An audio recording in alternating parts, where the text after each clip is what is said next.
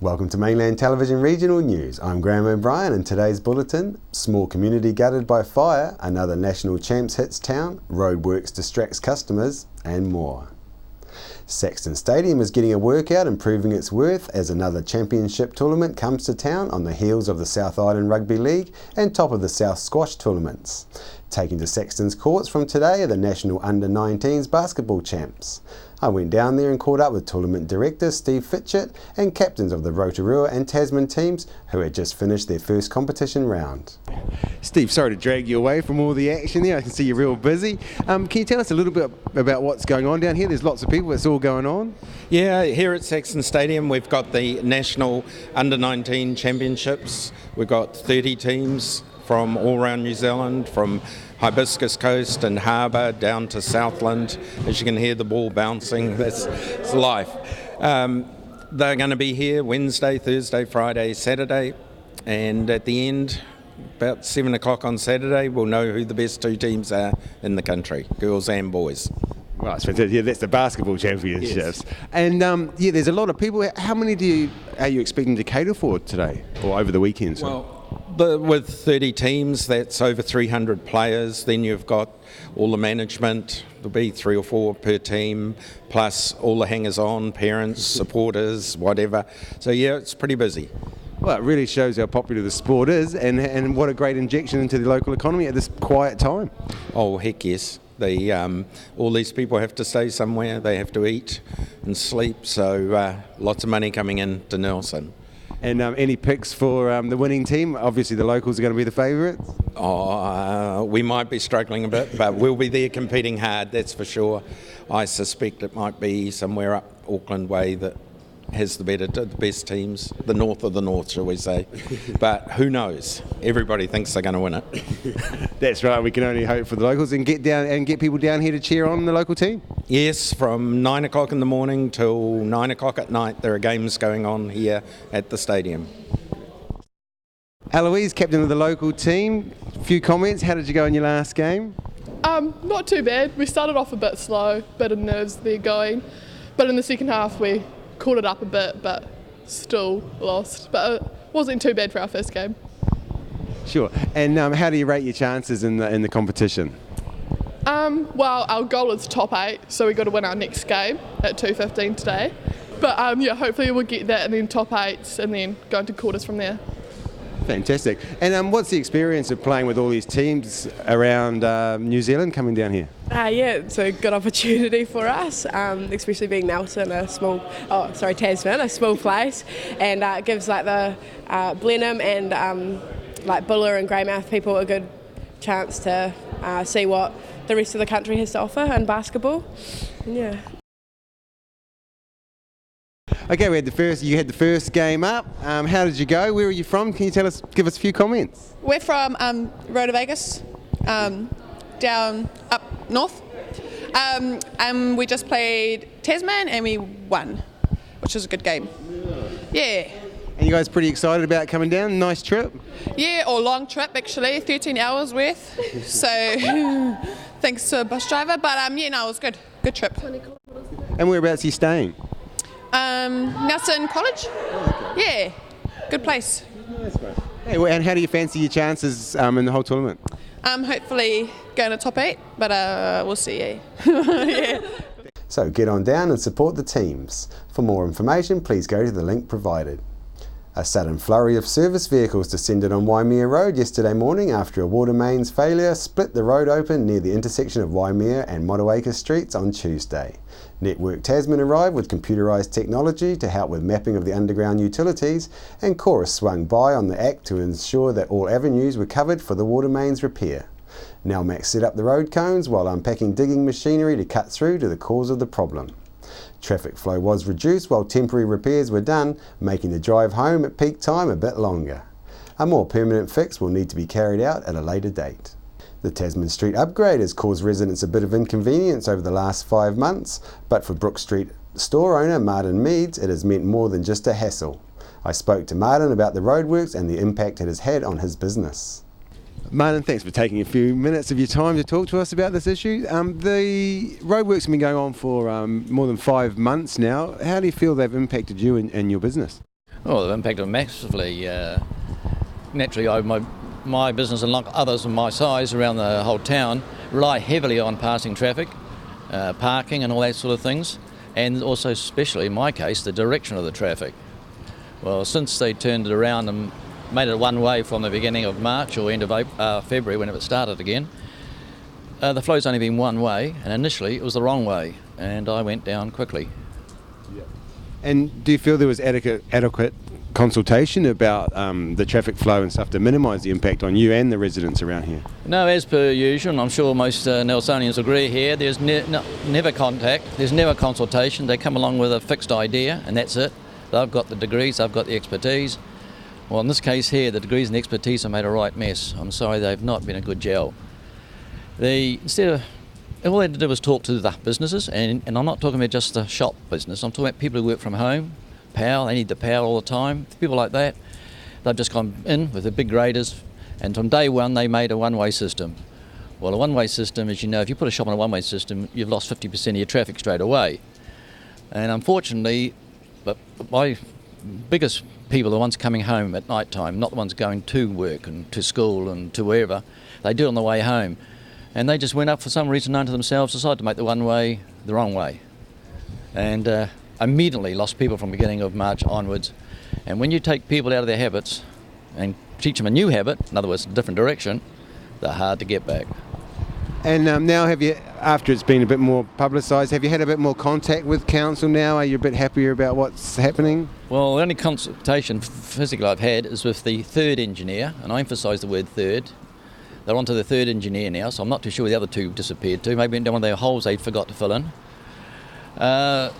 He's popped in once a week, and it's a friendly chat. It's not as the member from council who says he's in full contact with me. No.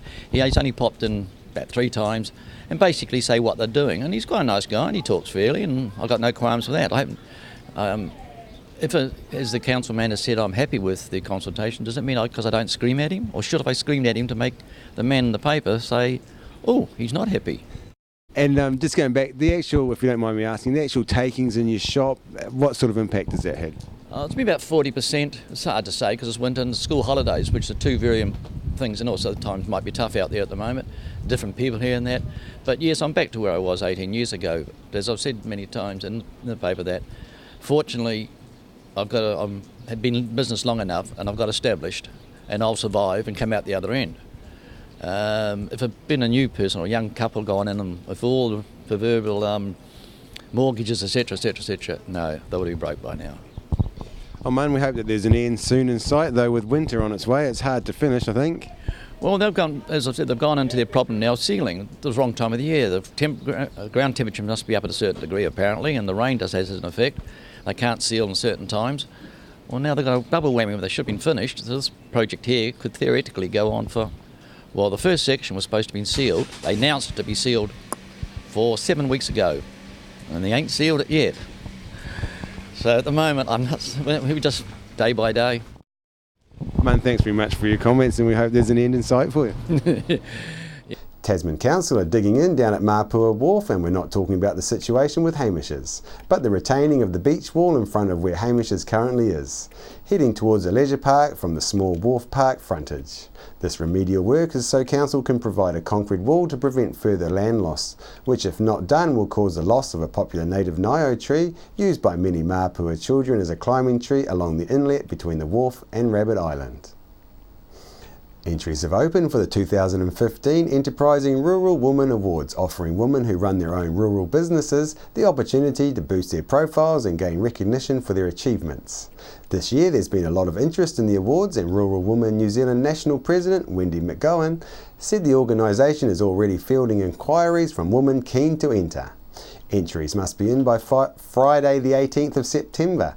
The awards will be presented at Rural Women New Zealand National Conference held here in Nelson on Saturday the 21st of November.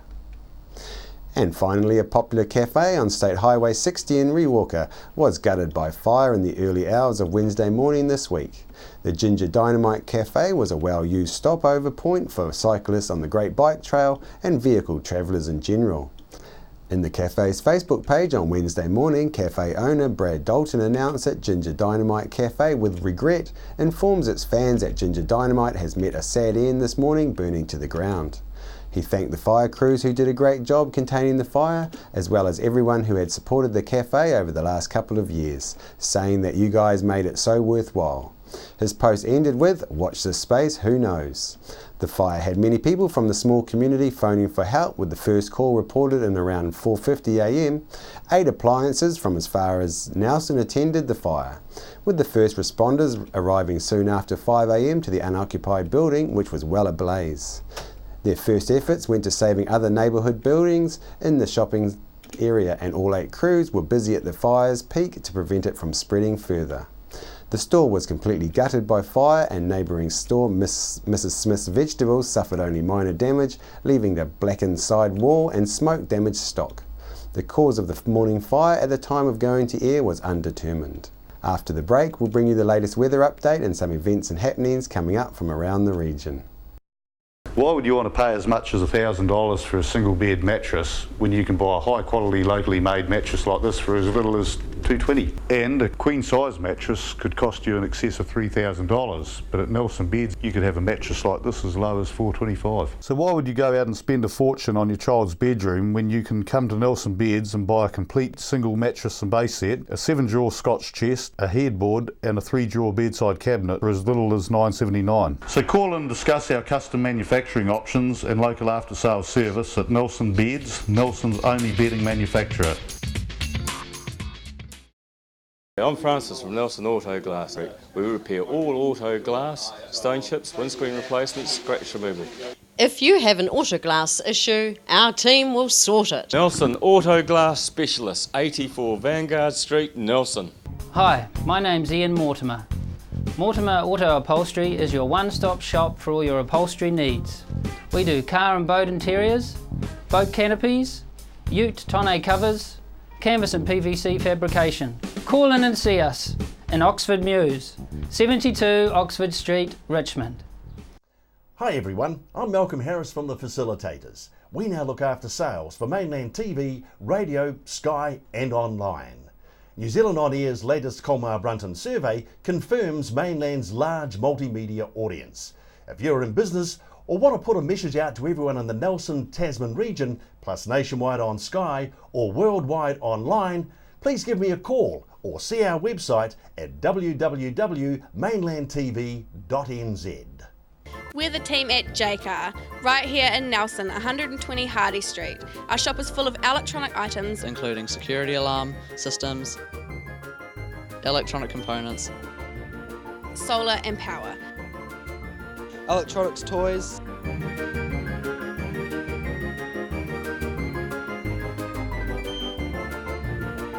sound systems, cables and much, much more. JCar. 120 Hardy Street, Nelson.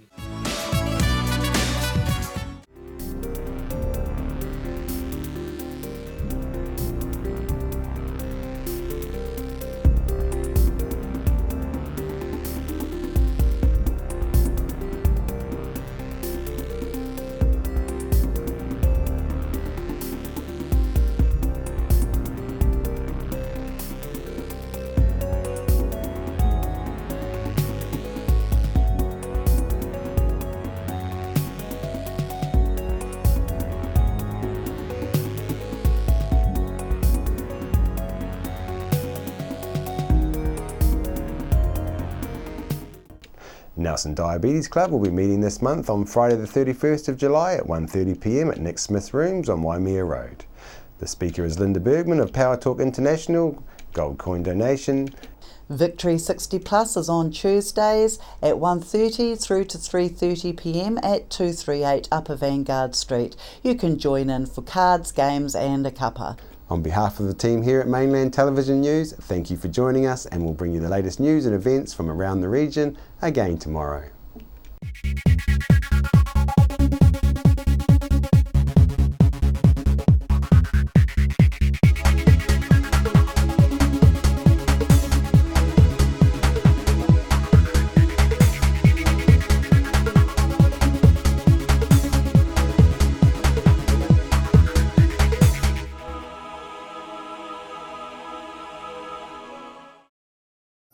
supporting local content so you can see more of New Zealand on air.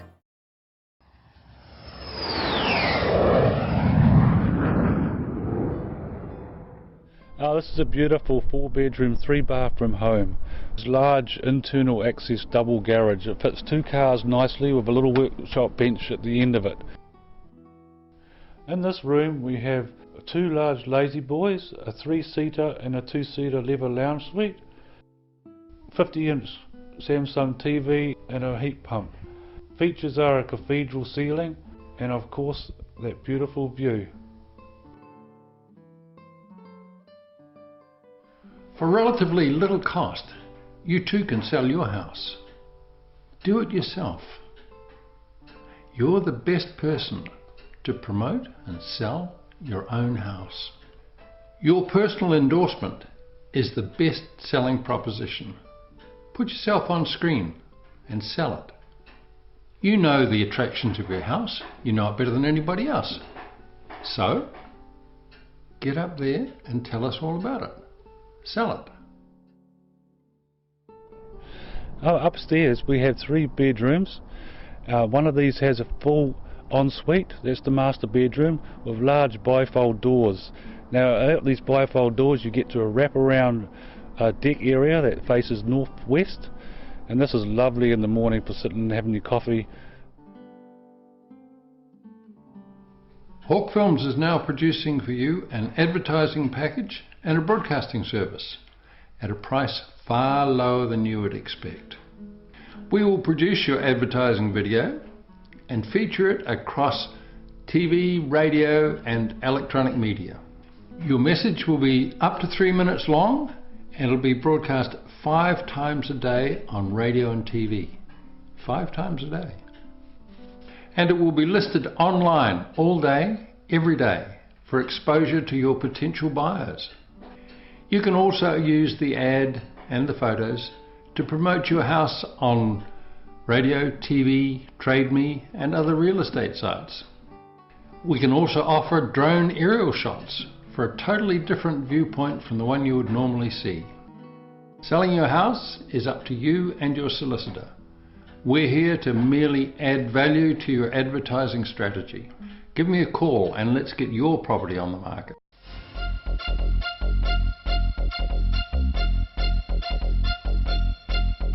Or better still, email or text me and I'll call you back.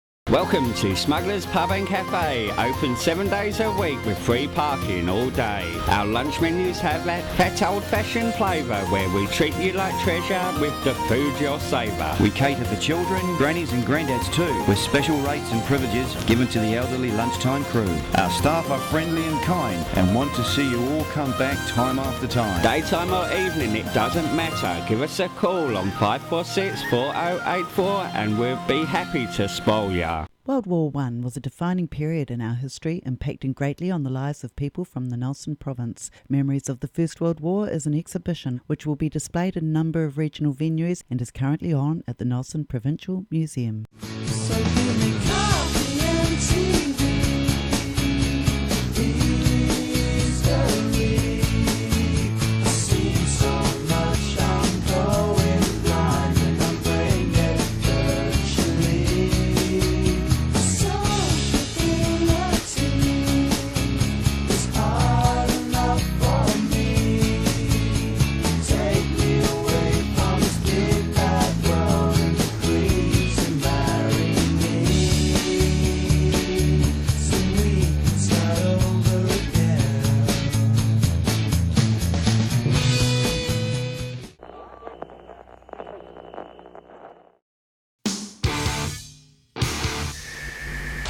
.1 The Shed.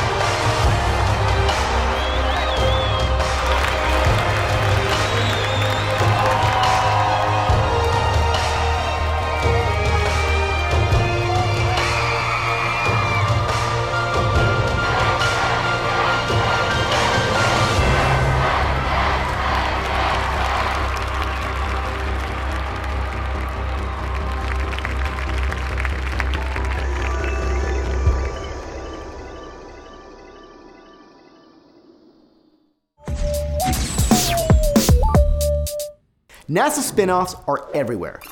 Ready? Let's see how many of these you've heard of before. Problem. Say you're an astronaut working outside the ISS using a wrench for hours at a time while wearing a bulky spacesuit. What do you do when your hand inevitably gets tired and you start losing grip strength? NASA's answer? How about not getting tired in the first place? NASA has developed a prototype robo-glove that actually amplifies the human grip.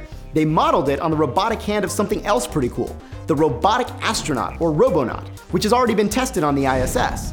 Anyway, the RoboGlove tries to improve dexterity and reduce hand fatigue and repetitive motion stress for astronauts working on equipment during spacewalks. Next problem. The space station orbits Earth so fast that each new sunrise happens every 90 minutes. Not the best for your circadian rhythms, so how do astronauts get regular sleep? Alright, you know how driving a baby around in a car helps put it to sleep? Well, NASA funded researchers at Stony Brook University to analyze that very phenomenon. They found that hitting the ear with just the right vibrations could sync up the electrical signals going to the brain from the auditory system and from the vestibular system in the inner ear, which regulates balance. They tested extensively on hamsters, which apparently have really similar vestibular systems to humans, and eventually they figured out how to induce either wakefulness or sleep. So what's a spin-off? A downloadable insomnia app called Sleep Genius that combines that vibration research with classical music. Another spin-off? Sleepy hamsters. Next problem. Say you want to do an interplanetary manned mission. Ideally, you'd want to make the spacecraft a self-contained closed ecosystem that can produce its own oxygen, recycle its waste, and generate its own food in order to keep fuel costs down. So how do you do that? Well, back in the 80s, NASA experimented to see if microalgae could help. Think about it. Algae eat waste, make oxygen, and some can even make nutritional molecules. Now, after NASA's initial interest faded, some of the researchers kept the project going and realized that certain species of algae could synthesize a compound found in human breast milk called DHA, which turns out to be important for brain development in babies. Today, this microalgae derivative is in over 90% of the baby formula sold in the US, and nearly 2/3 of the baby formula sold worldwide. So, if you were born after the mid-1990s and went for the bottle over the boob, even once, you, my friend, drank NASA tech. Next up, you know those gantries on launch platforms? The ones that feed the rockets fuel and electricity through these fat umbilical cables? Okay, just before and during blastoff, the vibrations from a rocket engine are insane. So, how do you keep that gantry from shaking to pieces? And not just that, how do you get it to actually detach and fall away smoothly without swinging all over the place? Answer, with the best shock absorbers ever. And if you can dampen the vibrations from a firing rocket, how about dampening the vibrations from earthquakes? The same company that developed NASA's gantry shock absorbers modified the technology and installed it in buildings, in places that get lots of tremors like Tokyo and San Francisco. So that's right, the NASA spinoff in this case is earthquake-proof buildings. And so far, of the hundreds of buildings in which the dampeners have been installed, none have suffered even minor damage during a quake. Next problem. A space shuttle takeoff. It feels like about 3 Gs for the astronauts on board. Now during takeoff, they're all seated, kind of on their backs. So what material do you make those seats out of that would be firm enough to give support, but also have enough give that it wouldn't apply weird pressure points? Memory foam sounds like a pretty good candidate, right? Like in Tempur-Pedic beds? Well, where do you think memory foam came from? You got it, NASA. Now a really big problem. Astronauts in microgravity lose bone density 10 times faster than people on Earth with osteoporosis do. Muscle loss is also a major problem. So, how do you keep astronauts from falling apart in orbit? Answer, a chair that exercises for them.